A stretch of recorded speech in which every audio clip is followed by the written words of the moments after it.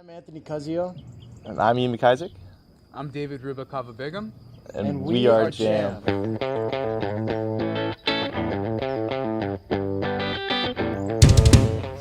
How did you guys start? How did you form JAMM?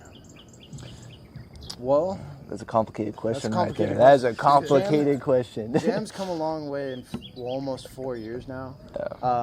It originally started back in 2018 when I was in high school. I was a senior in high school, about to be attending Chico State, and I met the members of the band at that time through Craigslist, through a Craigslist posting.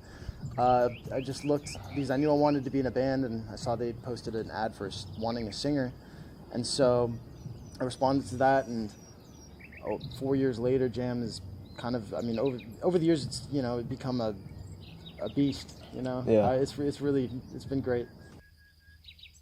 That's basically Anthony's kind of story into the JAMM. I mean, you got Dave, he's our newest member. I kind of came, I guess, half-life through JAMM, because the original members we got a couple of the original members, me, and then I came in 2019, kind of right before COVID kind of hit. And so, they needed a bass player, and I just moved to Chico, not quite at Chico State yet, and so I was just moving up to Chico looking for a band. So I was working at a welding shop, and I just come to these guys' house, start learning the set, playing music, and then, from there on out, we started getting shows, started coming along. Then quarantine hit, and we just kind of completely disbanded. So what you're seeing right now is kind of us re-upping the band, kind of almost start anew. So that's kind of, I don't know, Dave, you want to tell your story? Yeah, well, I met Ian last semester at BU College, because I'm going to school for music, and I'm always looking for people to make music with or jam, however it goes. And he just seemed super chill. I liked his style. We liked similar music, and I was just like, hey, man, if you want to jam someday, let's do it. And he's like, yeah, man, let's just try to figure it out. And then about a good couple weeks later, he's like, hey, man, I have a band. We need a drummer. If you're open and you want to come play with us, let's do it. And I'm like, dude, I'm all for it. Let me know what's going on, and let's do it. And then we met up a good week later before a show that they were going to throw, and I played with them. And then pretty much from there, it's been history with myself, just getting started with the band. Yeah. We've been consistent, just playing with these guys. It's been awesome. It's been great. Good energy. It really feels like it really does feel like a new rebirth of JAMM, or just a new energy with the band. And just I'm very happy to be along with these guys, because it's a good vibe, totally.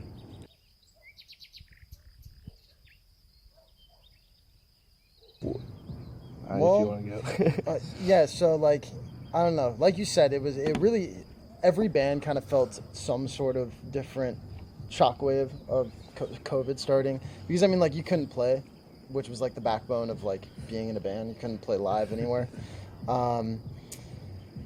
That being said, so it started out pretty inspiring, thinking okay, this is a 2 week to a month time where we could just kind of hunker down, write new songs. And then as time went on, it just kind of, it got a little tiresome, just never really having the opportunity to get out and play. So, and life ends up going on for students, and you get jobs, you start having a lot of stuff take your time.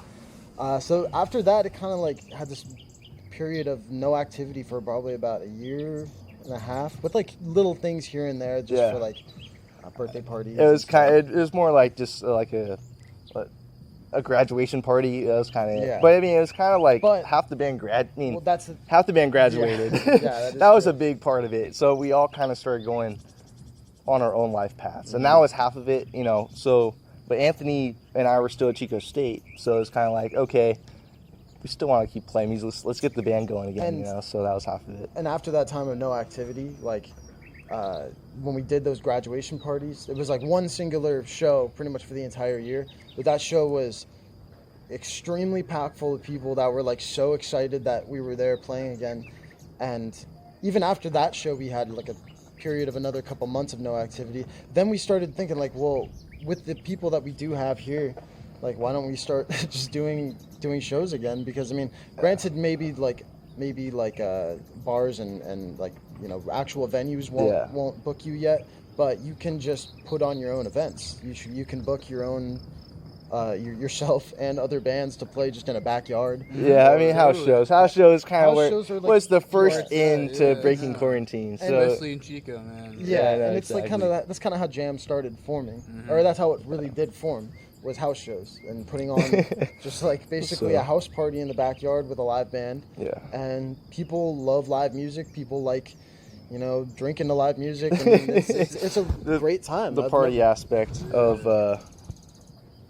It's just, you it's a know, live not show. the party aspect, but the house show It's aspect. like a cultural vibe, like Yeah. like a house party, and you got good vibes, good people, and just good energy. It's and much just- different than a house party in terms of the energy. Yeah, the yeah. energy It's is a much show. more. It's- The energy is much more like we're all here for like a common purpose, to see the live music. To like, I mean, anyone with like bad energy there kind of gets like sorted out anyway. Yeah, filtered yeah. out. People aren't really there to have a bad time. They're all Yeah. there to just They're chill there to and vibe just out, kick have it. a good Yeah. time, not Yeah, exactly. all about all good vibes only, really. Yeah. That's always the motto. So nonetheless, sorry to further answer your question.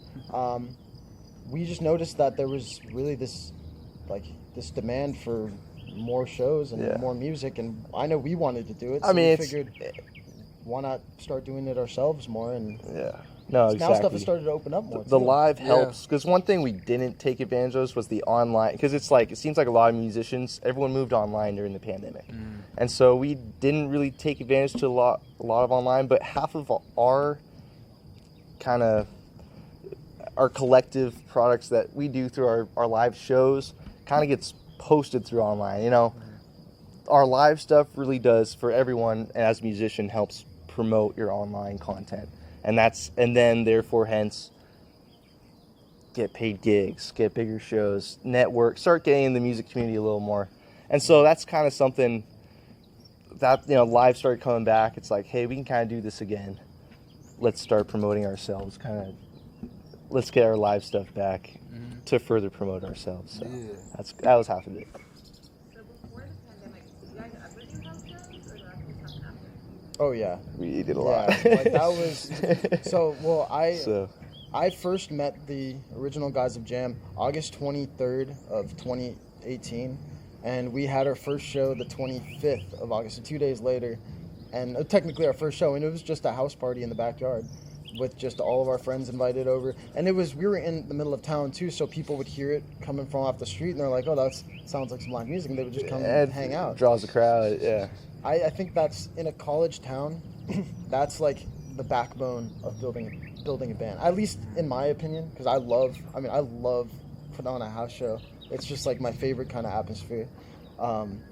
It's definitely been a part since like the beginning of it. So,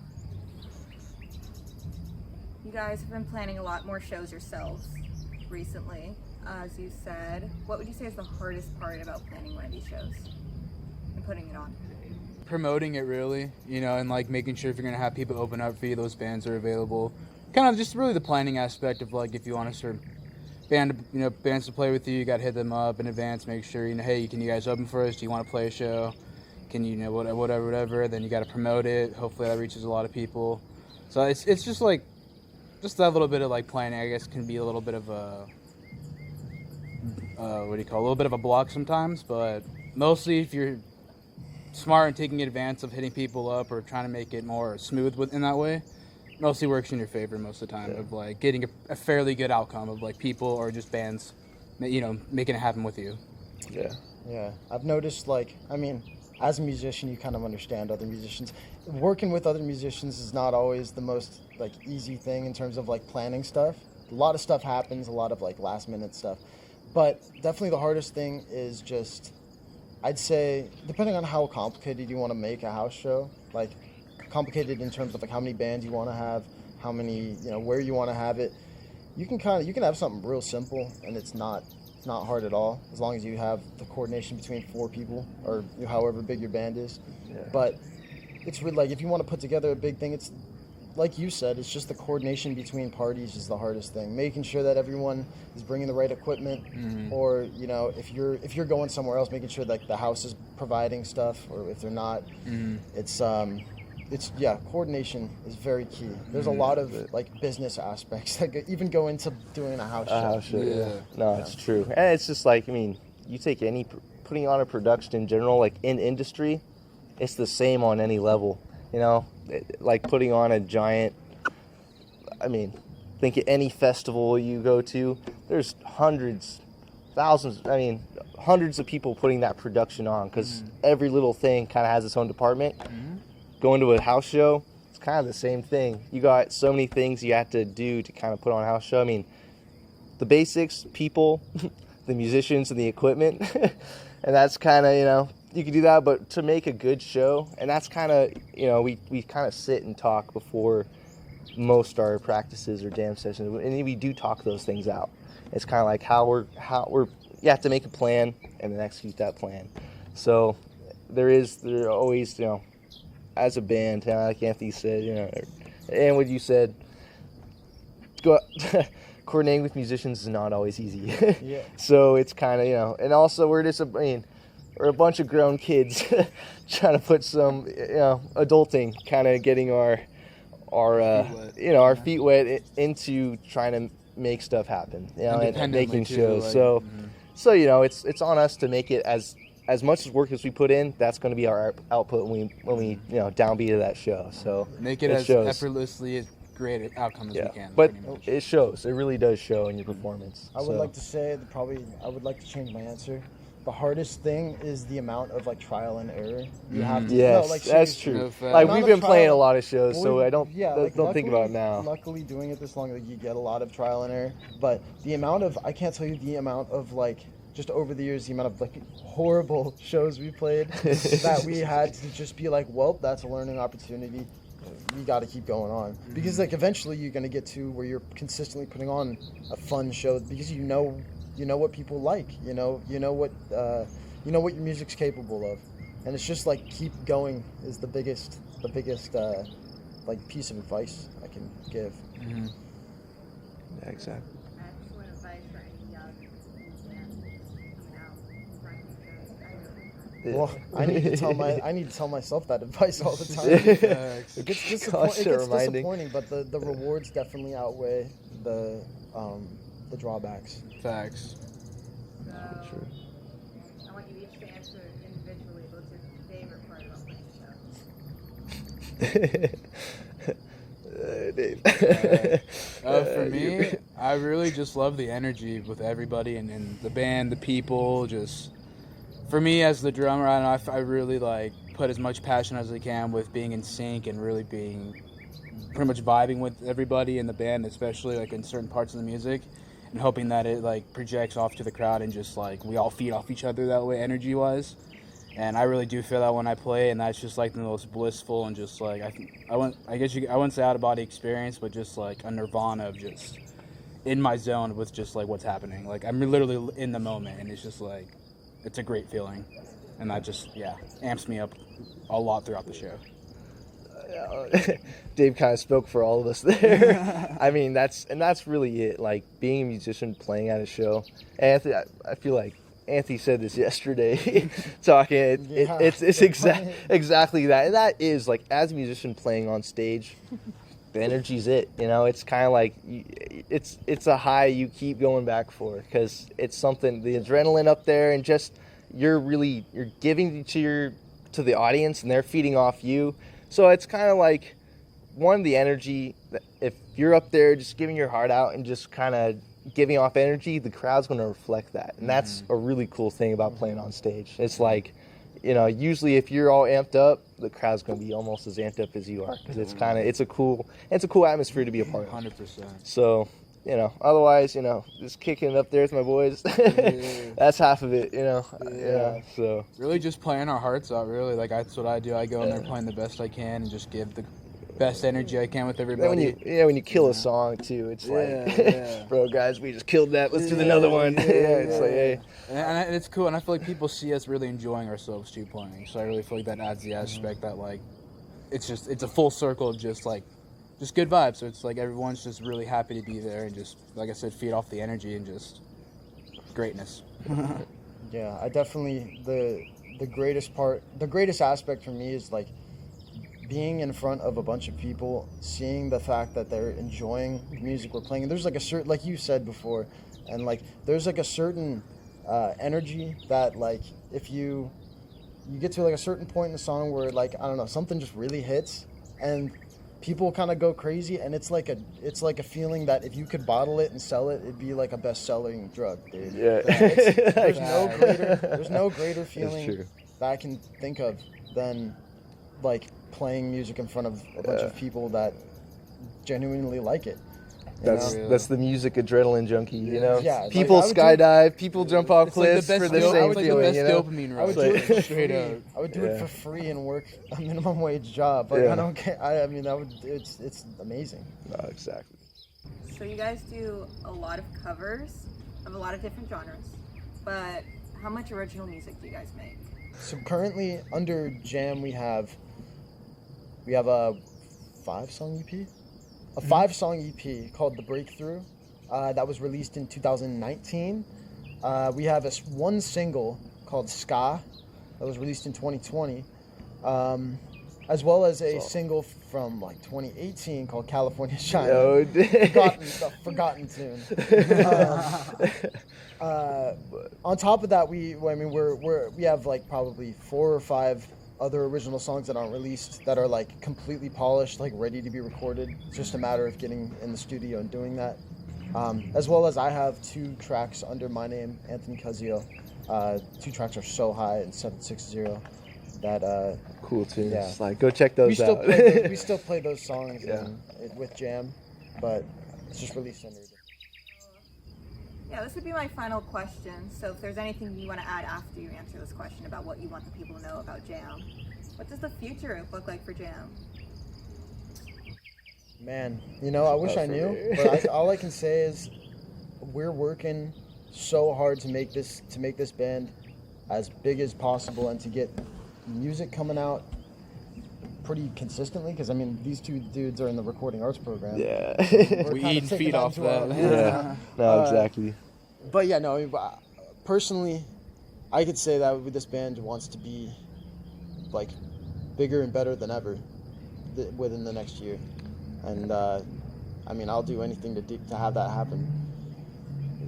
100% agree. Yeah. Like we want to pass the Same, pinnacle dude. point, very like get there as quick as we can and just be the More best shows, that we can. more shows and Yeah. more locations. Mm-hmm.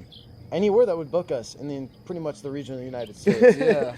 The world, know. man. If I Let go us- to yeah, China, let us know. go to China. Yeah. Well, it's man, I mean- it's tapping into the music industry. You know, Yeah, it's like if we can, we're trying to make that opportunity arise. So it's like as building up the band, we're pretty fresh building back up as a collective. So it's kind of now, okay, what can we do? To our abilities, based off of what we can play and who we can coordinate, and hopefully, we just keep every show coordinating bigger and bigger gigs, and hopefully that that'll push us in the industry. Yeah. So we get a following, get a name out there, and then as musicians be able to grow through the band. So it's kind of Also, on the off chance that any record labels, I just see this. give us a chance. That'd be awesome. Hit us up, listen to us, come to a show. That'd be super cool. Awesome. I mean, Kansas got big by saying free booze at their at their biggest hall concert signing. I don't know. We don't have free booze, we have booze. Yeah. No, we don't sell it. I'm just saying you can drink it. Yeah, exactly. I don't know. It's not frowned upon. So Good but vibes, good vibes, if good we could vibes. do that, if we could take that tactic, we would. Anything for for any signing. We just want to bring good vibes and energy Exactly. and rock out. Well, you guys are bringing your music to the city of Chico March 5th. This coming March Friday. 4th. That's 4th. March Yeah. 4th. Hit up for the 4th. Saturday's the 5th. That's Friday. Mhm. What's going on? Tell us. Big house show. We've been planning this for probably like 2 months now almost. Yeah. It's going to be 3 bands total. The 2 openers are a band from Chico by the name of Mad Sounds, and then another band who we're very close with. We've had a lot of history with out of Sacramento. Their name is Stepdad Passport. they're like they put on an amazing show. Great friends of ours, and I cannot wait to have them back. It's been too long. To get the address for it, you'd DM jam.norcal. JAMM JAMM.NORCAL on Instagram, and you'll get that address within like 45 seconds. We want All people three of from- us, Yeah, three of us that's hitting all you guys us, up. yeah, Hey, yeah. but also, I mean the media. Let's talk about the medias. We're hopefully getting a lot of media exposure. I mean, we are planning a little filming, playing some stuff at this next show. So hopefully, hence weather and all that other stuff. Hopefully, get a super good showing. Come to the show. Yeah. So It's that's gonna be a great it's going to be a good time. Yeah. We have yet to have anyone say they dislike a jam show. Yeah. It's kind of like it really is. It's You something. can find yeah. something you like about it. And that tells you we have people from 4 years ago still coming to the shows because it's like it's an experience. It really is. It's great energy. It's So great time. It's Yeah. great. Yeah, it's some great times. Dude, so all genuine. look forward to it. The Yeah. 4th, March 4th, Friday. Friday. It's actually this Friday. A couple days. Seven- too. Yeah, Yeah, exactly. 7 p.m. at doors. Doors Also, open. The quote doors. Yeah. There are no doors, but there's doors. Shows at 7:30. Mm-hmm. Well, thank you guys so much for interviewing with us. Anytime. Hey, thank for you. having us. So much fun. Thank you. Thank guys. you, KCS. I mean, KCSC really putting this on. So. Yeah. Good people, Yeah. good vibes. Yeah. Who breaks up the